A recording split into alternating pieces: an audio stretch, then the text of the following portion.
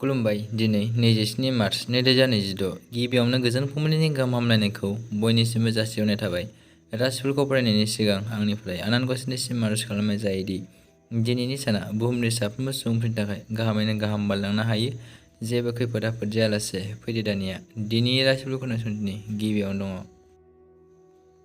मेष राशि, सावस्रिया मोजां जागोन। मेष राशिनि खाफाल गोनां अनजिमाया 2। बृष राशि, फुंखाफोरनिफ्राय राङारि मुलाम्फा जागोन। बृष राशिनि खाफाल गोनां अनजिमाया 3।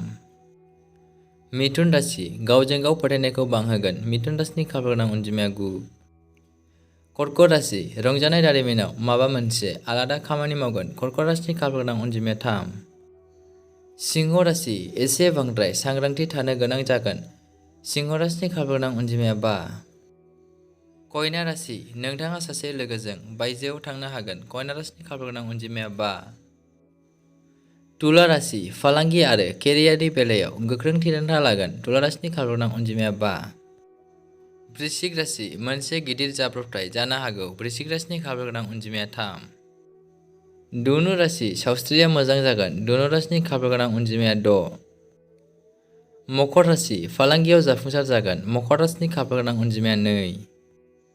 कुम्भ राशि, माबा मोनसे आलादा खामानि मावगोन। कुम्भ राशिनि खाफाल गोनां अनजिमाया 1। मीन राशि, नोंथाङा सासे लोगोजों बायजोआव थांनो हागोन। मीन राशिनि खाफाल गोनां अनजिमाया 5। दिनैनि राशि फरायथिंनाया एसेनोसै। गोजोन्थों।